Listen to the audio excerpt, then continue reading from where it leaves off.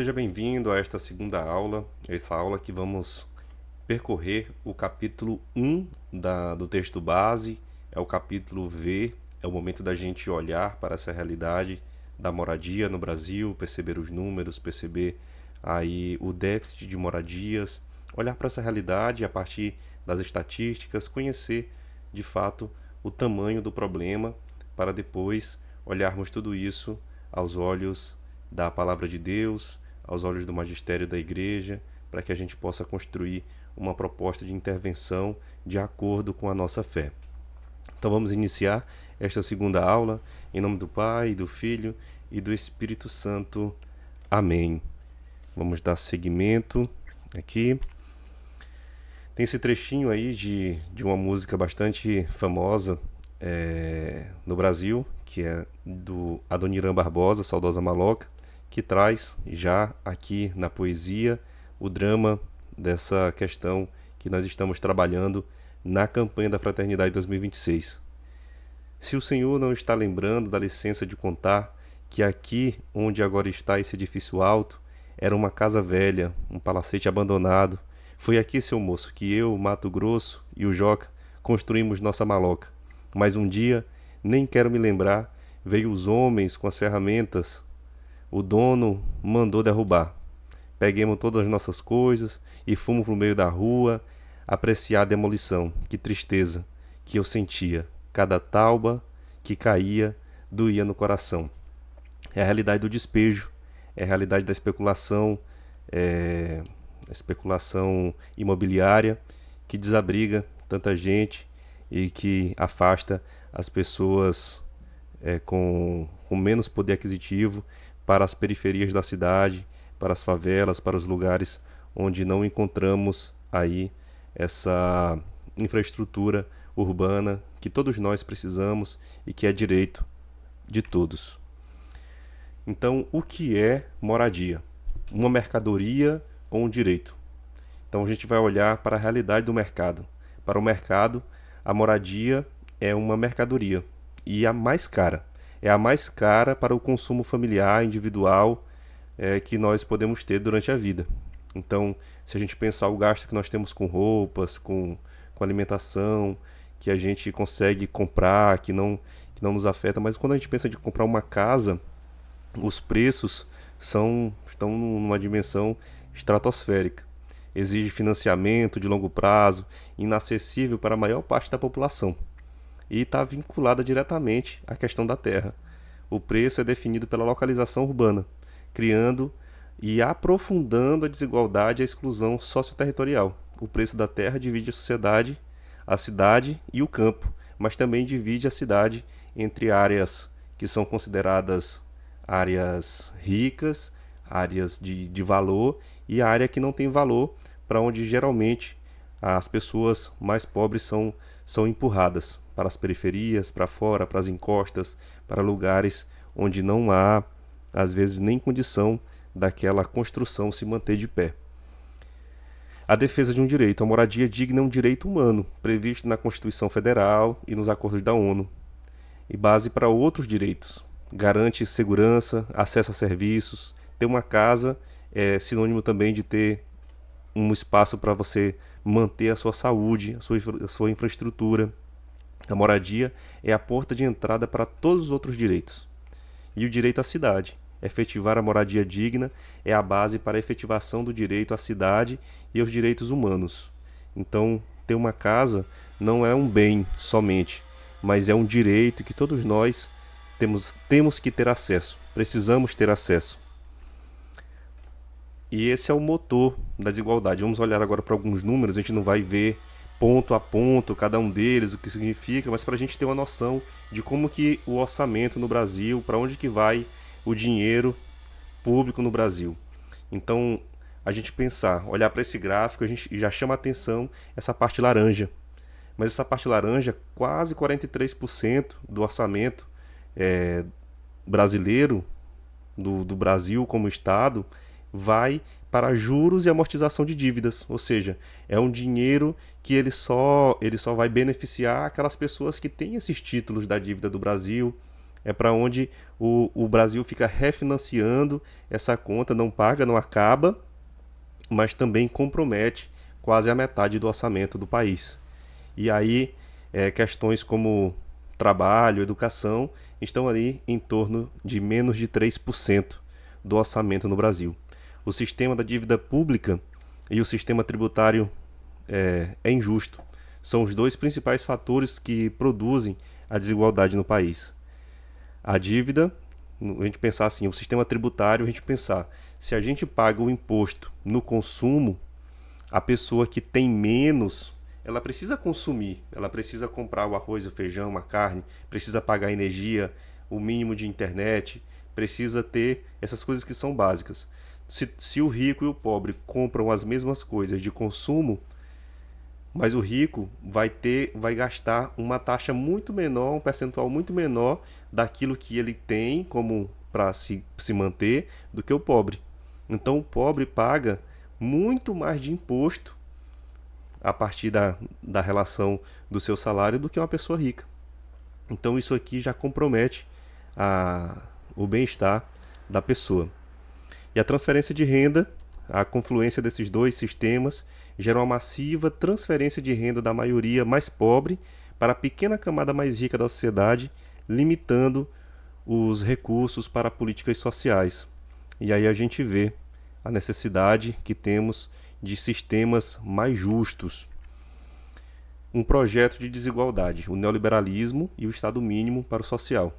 O que é o neoliberalismo? A partir de 1990 no Brasil, defende a não interferência do governo na economia. As palavras de ordem são Estado mínimo e mercado máximo, ou seja, o Estado não interferir na questão econômica.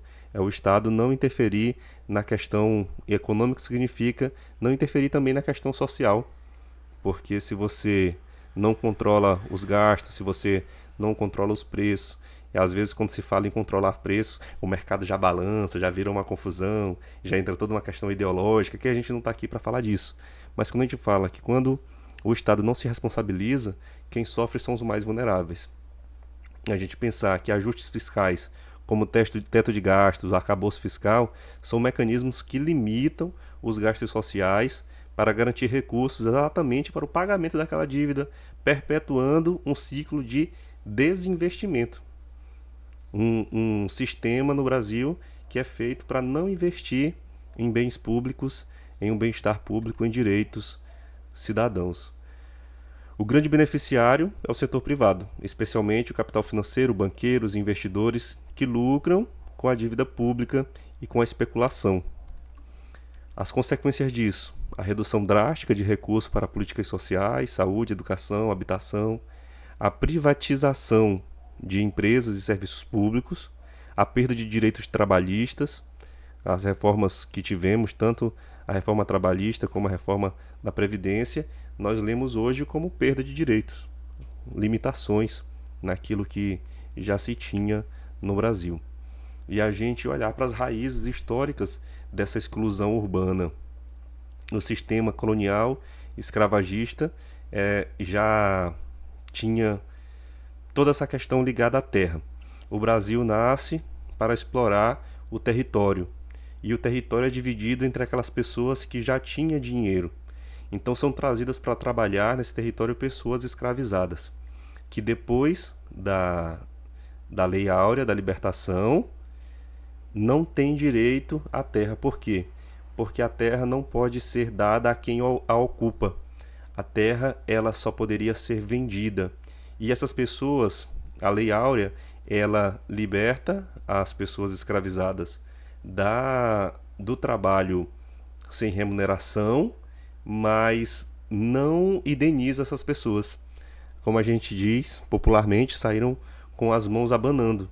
Então, onde vão morar essas pessoas? Onde vão trabalhar essas pessoas se não receberam nada pelo que fizeram ou não receberam nada pelo crime a qual foram que sofreram e agora são obrigadas a morar nas encostas, em lugares que os ricos, os poderosos não poderiam chegar, não poderiam maltratá-las ou empurrá-las para mais longe.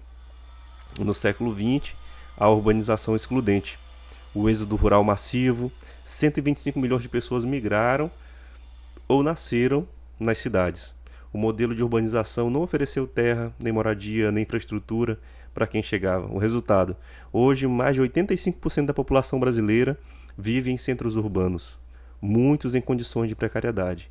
As grandes cidades são amontoados de pessoas que não têm onde colocar as suas coisas, às vezes várias famílias morando num território habitacional muito pequeno porque não tem condições de comprar uma outra habitação, uma outra casa. Onde não havia cidade, autoconstrução das periferias. As pessoas que vieram do campo nunca foram incluídas na vida urbana, no seu sentido pleno. Elas fizeram suas casas ali onde não havia cidade. Ou seja, não tinha cidade para elas. Elas vinham para a cidade, mas não tinha cidade para elas. Então foram construir suas casas. E aqui começa: favelas, ocupações, loteamentos populares, acampamentos, assentamentos. E a gente sabe que essas habitações, não, a início, não tem nenhum tipo de benefício público, não tem nenhum tipo de urbanização. Quando a gente fala de urbanização, a gente está falando daquilo que é a estrutura da cidade. Os mais pobres, 70% da população das cidades, autoproduziram suas casas a partir de relações de solidariedade, sem recurso do Estado. A consequência disso é que essa população, vítima da falta de alternativa, ocupa informalmente áreas de risco e se torna ré acusada de invasão de terras. Além de estar morando de maneira precária, sem acesso ao seu direito básico, que é uma habitação digna, ainda são acusados e são despejados como aqueles que estão invadindo. Hoje, quase 9 milhões de pessoas no Brasil moram em áreas de risco. Isso é uma situação muito grave para a gente pensar. O rosto mais visível da crise: a população em situação de rua. Aí a gente tem um número aqui enorme de pessoas vivendo na rua. 327.925 pessoas. Esse número não é real. Esse número está muito longe do real. Por quê? Porque não tem como fazer um censo. Como alcançar as pessoas que moram na rua se não há um endereço? Não tem como acessar todas essas pessoas. Então, a gente precisa pensar que esse número é enorme, já deveria ser uma coisa que a gente não poderia dormir tranquilo, sabendo que quase 500 mil de pessoas vivem na rua, mas esse número é ainda maior. Um aumento de cada 25% em um ano, porque esse número é de 2024, em relação a 2023, aumentou 25%. Quem são essas pessoas? Mais de 80% são homens, 70% pessoas pretas e pardas, essas pessoas que vivem em situação de vulnerabilidade e sem trabalho.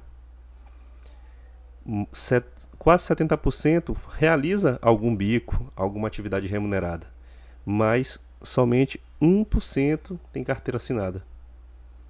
1%. Então, a gente percebe que a habitação, a casa, acaba privando, não ter uma casa, acaba privando as pessoas de acessar outros direitos, como o trabalho. Então, trabalhar também é um direito. Claro que a gente trabalha para ter renda, mas a gente trabalha também para ter dignidade. Principais fatores: o desemprego e renda insuficiente, crise econômica e aumento da pobreza, conflitos familiares e violência doméstica, falta de acesso a políticas públicas. São fatores que levam pessoas a ir para uma situação de rua.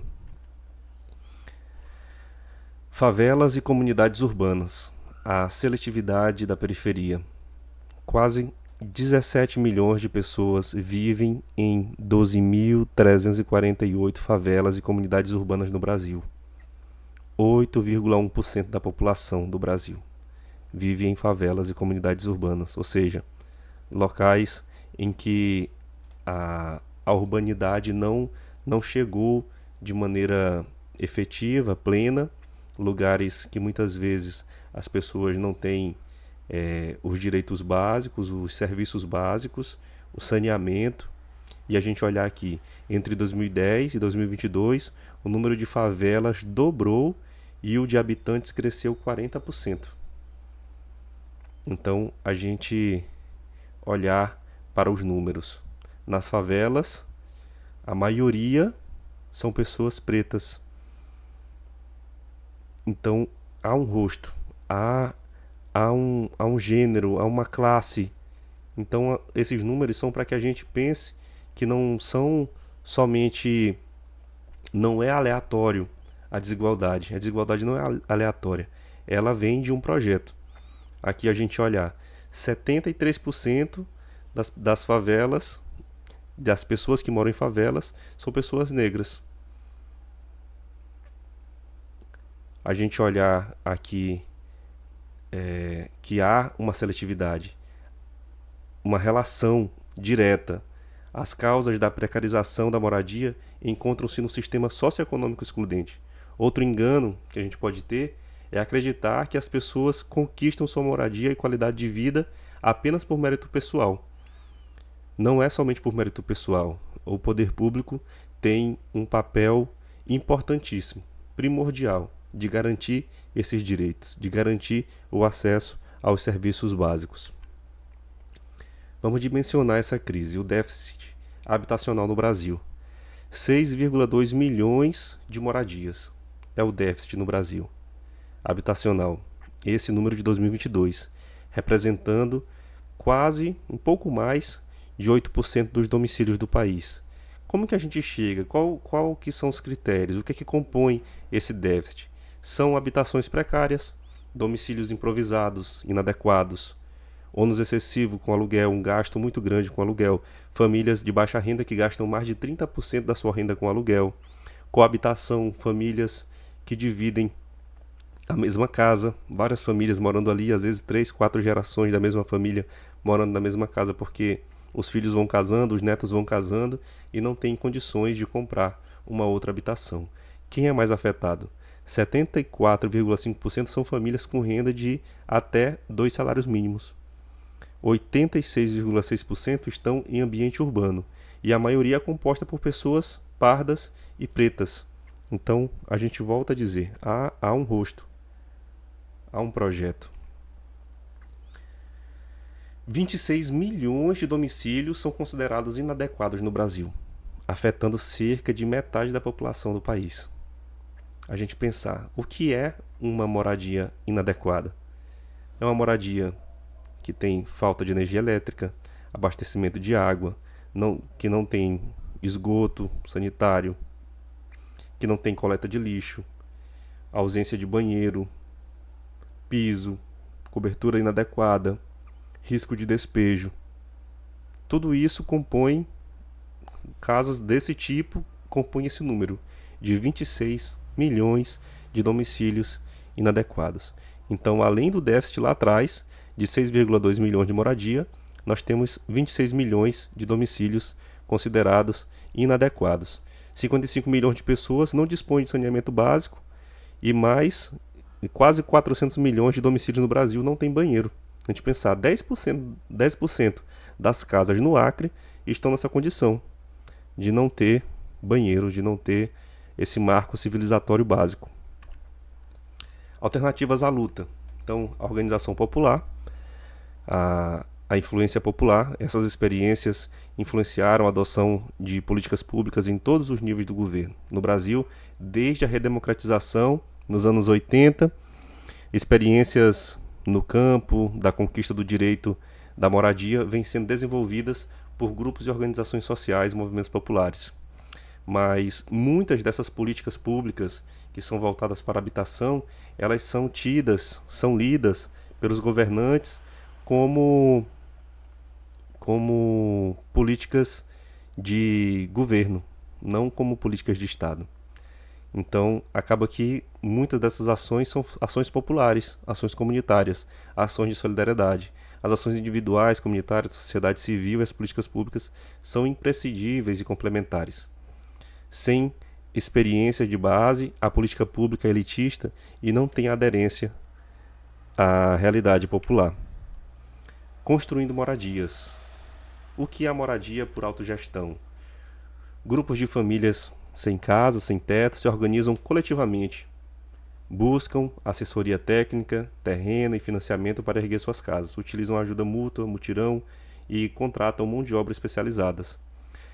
Principais atores e iniciativas dessa autogestão construindo moradias fraternas. Cooperativas habitacionais, iniciada nos anos 60, movimento de moradia por autogestão, fortalecido a partir dos anos 80, com forte apoio da Pastoral da Moradia, da Arquidiocese de São Paulo, impacto em políticas públicas, base para programas como Crédito Solidário, Minha Casa Minha Vida, que construíram mais de 300 mil unidades. A luta anual. Tramita no Congresso um projeto de lei para transformar essa modalidade em uma política de Estado. Ou seja, não só uma política de um governo, mas uma política que venha a favorecer o Brasil, independente de quem esteja governando. Resistir para existir. Aí a gente tem toda a luta contra os despejos, né, uma luta que é constante, que é o problema, né, terras antes abandonadas, ocupadas pela população sem teto, passam a ser cobiçadas pelo capital imobiliário, gerando ameaça de despejo. A resistência, comunidades se organizam com apoio de pastorais, ONGs e advogados, campanhas nacionais do Despejo Zero, por exemplo, lançado em 2020, articula 175 organizações em todo o país. A urbanização das favelas são estratégias, são possibilidades, uma atuação virtuosa. Em sentido contrário ao despejo, a urbanização reconhece os esforços e os investimentos da população pobre da construção de seu habitat, na construção de suas habitações. Objetivo: dignificar as condições de vida e construir uma política urbana realista, inteligente e econômica. E a iniciativa de destaque é o programa Periferia Viva, do Ministério das Cidades, que adota uma missão ampla e integrada para a qualificação de territórios periféricos. A gente pensar, o problema da moradia não é somente uma questão de quem não tem casa, mas uma questão que atinge toda a sociedade. O problema da moradia é de todo o país. O déficit que acabamos de ver, as pessoas que sofrem por conta de tudo isso, precisam da ajuda daquelas pessoas que também têm casa. Para enfrentar também o desafio, um grande conjunto de atores sociais tem formulado e implementado respostas, mas é preciso que medidas sejam tomadas tanto para garantir moradias para quem mais precisa, quanto para parar a máquina de produzir favelas, ou seja, fazer uma profunda conversão no modo que fazemos políticas públicas e construímos nossas cidades. A gente pensar que é direito de todos, como o Papa Francisco nos disse, ter teto, terra e trabalho. Terra, teto e trabalho para todos. E uma casa, não apenas uma cobertura para ficar debaixo, mas uma casa com dignidade, em um local onde tem acesso aos serviços. Que a urbanidade chegue para todos, em todos os cantos da nossa cidade.